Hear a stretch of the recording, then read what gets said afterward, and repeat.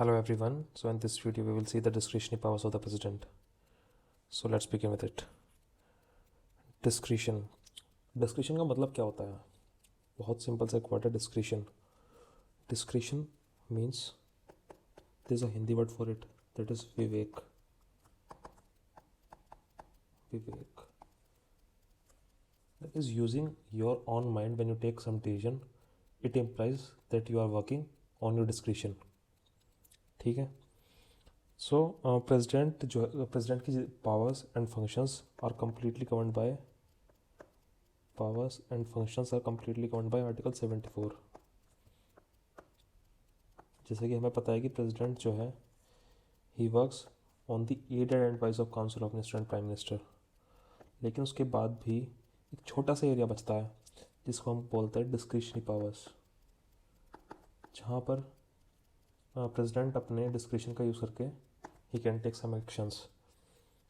सो इस पोर्शन को हम डिस्कस करेंगे आज इस लेक्चर में.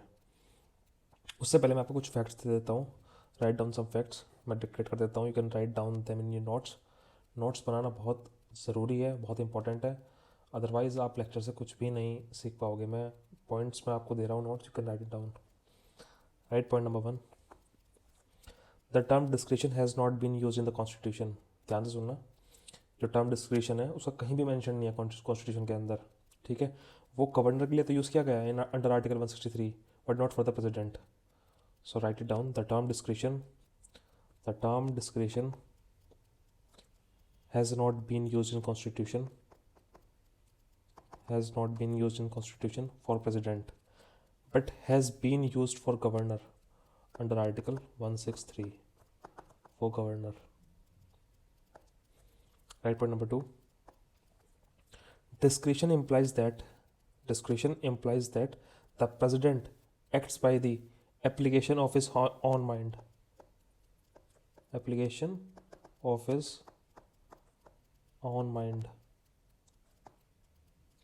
and not on the advice of council of ministers. I repeat, discretion implies that the president acts by the application of his mind and not on the advice of council of ministers.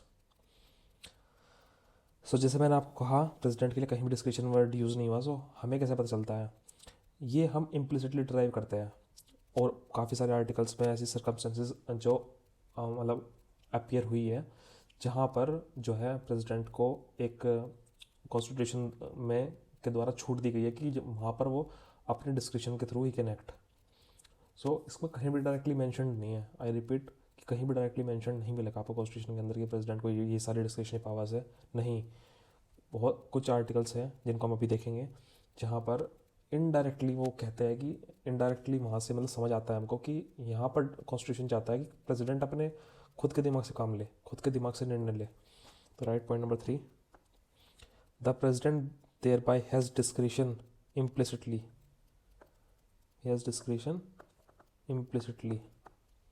under certain articles and under certain circumstances. What does implicitly mean? That is not directly mentioned. So वो कौन से articles है, कौन सी circumstances जहाँ पर president अपने खुद के दिमाग को इस्तेमाल करके अपने विवेक से फैसला लेते हैं, हम वो देख लेते हैं. सो right here articles, here we will see the circumstances. कौन सी ऐसी circumstances हैं कि ऐसी situations है जहाँ पर जो है president works on using his own mind.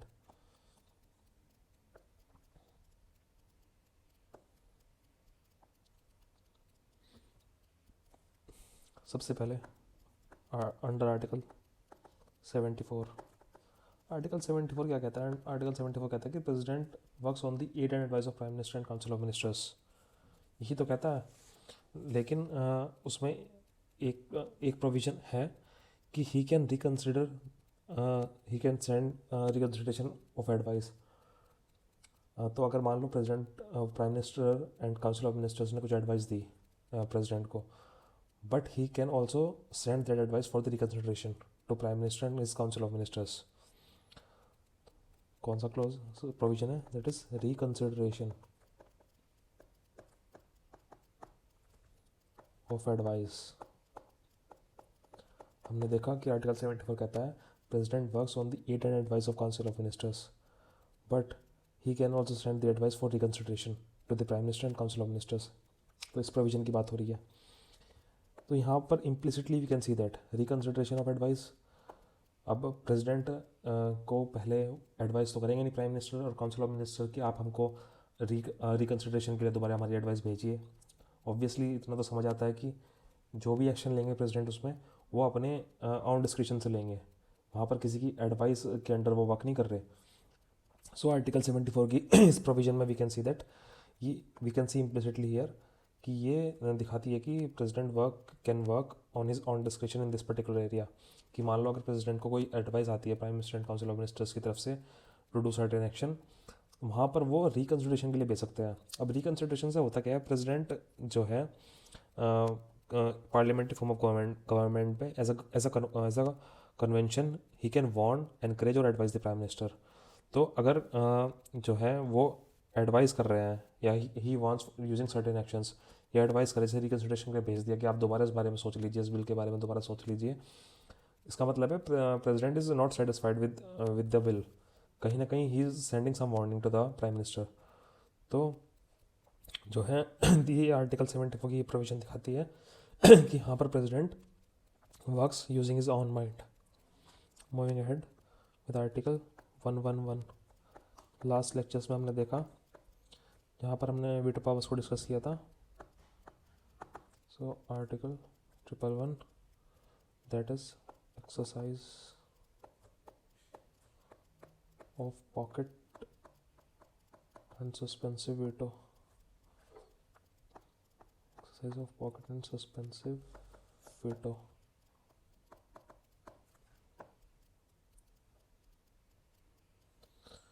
So president so under article 111 we have seen that the president works can exercise his pocket and suspensive veto. Suspensive veto means he can refer to the parliament for reconsideration. अगर कोई bill आया है president के पास reconsideration के लिए, उसको भेज सकते हैं प्रेसिडेंट टू द पार्लियामेंट। तो यहाँ पर भी अगर जो है जैसे पार्लियामेंट से कोई बिल पास हुआ, एवरी प्राइम मिनिस्टर वांट्स कि वो कोई बिल लेके आए तो इमीडिएटली प्रेसिडेंट उसको एसेंट दे दे।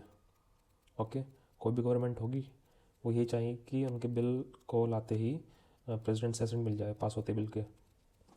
लेकिन यहाँ पर आर्टिकल 111 के under president can exercise pocket veto and suspensive veto. तो under suspensive veto he can send that bill for reconsideration to the parliament. So यहाँ पर भी he works using his discretion applying his mind. अगर president को कुछ भी खामी लगती है बिल के अंदर या he wants to warn the government, so he can send the bill back for the reconsideration to the parliament. So by applying his own mind he is delaying certain bills not good for public welfare. Okay, and second option is pocket veto. Pocket veto में क्या होगा कि he will not take any action on it, bill pending बढ़ा देगा president office में। So he deliberately don't wants the bill to be passed or to be converted into an act, so he will put that bill in the president office without taking any action। वो ऐसे ही पड़ा रहेगा। So you using his pocket veto. अब इसके लिए जो है अगर क्योंकि कोई भी गवर्नमेंट है प्राइम मिनिस्टर ही वांट्स कि एकदम से एसेंट मिल जाए प्रेसिडेंट की, तो कोई प्राइम मिनिस्टर तो एडवाइस करेगा ही नहीं कि आप जो है आप सस्पेंसिव वेटो यूज़ कीजिए, पॉकेट वेटो यूज़ कीजिए। तो यहाँ पे ही works on his own description. Point number 3 that is article 78। Article 78.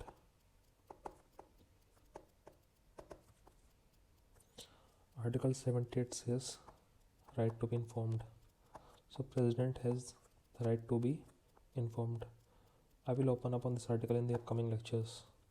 So आप इतना जान लीजिए कि President has the right to be informed under Article 78. So ये कुछ आर्टिकल्स थे, हमने 3 आर्टिकल देखे, आर्टिकल 78, आर्टिकल 111 एंड आर्टिकल 74। यहाँ जहाँ पर president can work using his own discretion. So now we will see some circumstances, और ऐसी क्या सिचुएशन आ जाती है जहाँ पर जिनके क्रिएट होने के बाद president can work using his own description.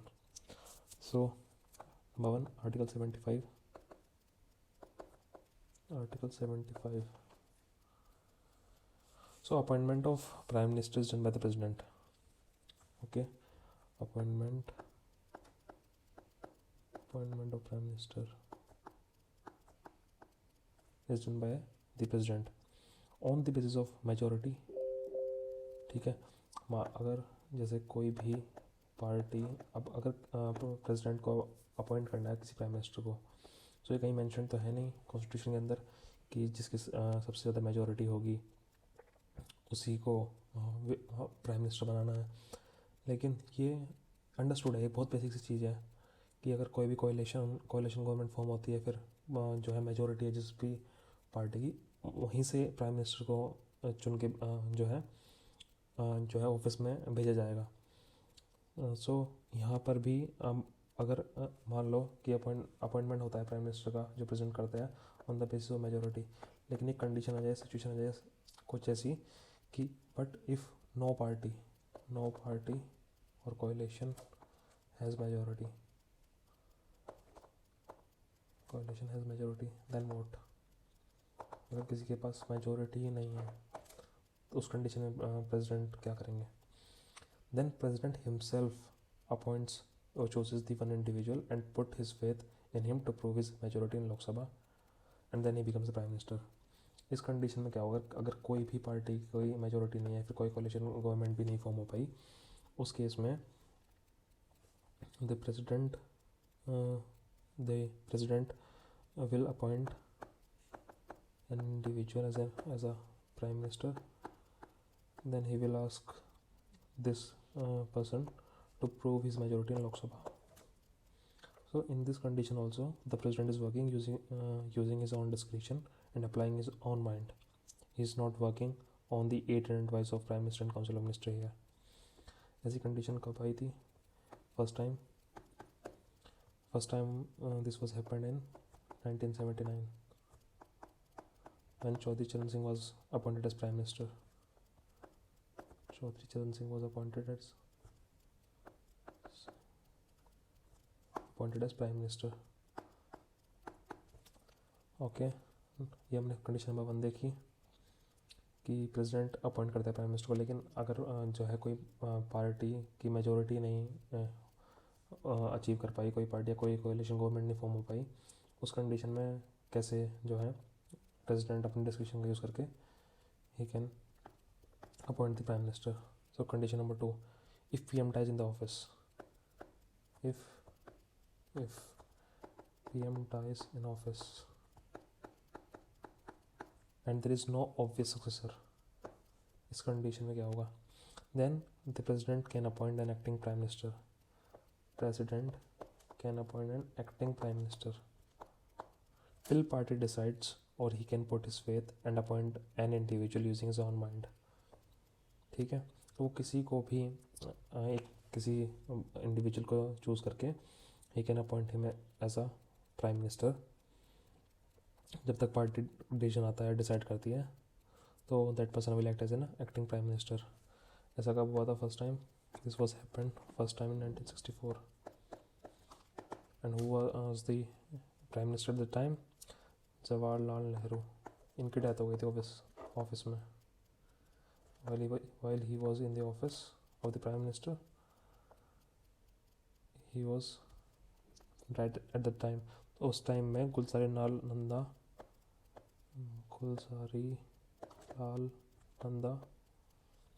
was appointed as acting PM. He was appointed as acting PM.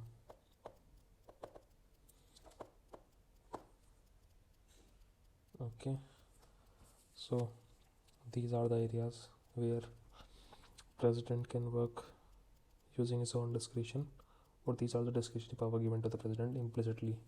It is not mentioned anywhere in the constitution, or it has not been mentioned explicitly, but president works on his own discretion, which we can draw from certain articles as well as certain circumstances where we have seen that the president has executed his powers using his own discretion and not on the advice and aid of the Prime Minister and Council of Ministers. So thank you so much.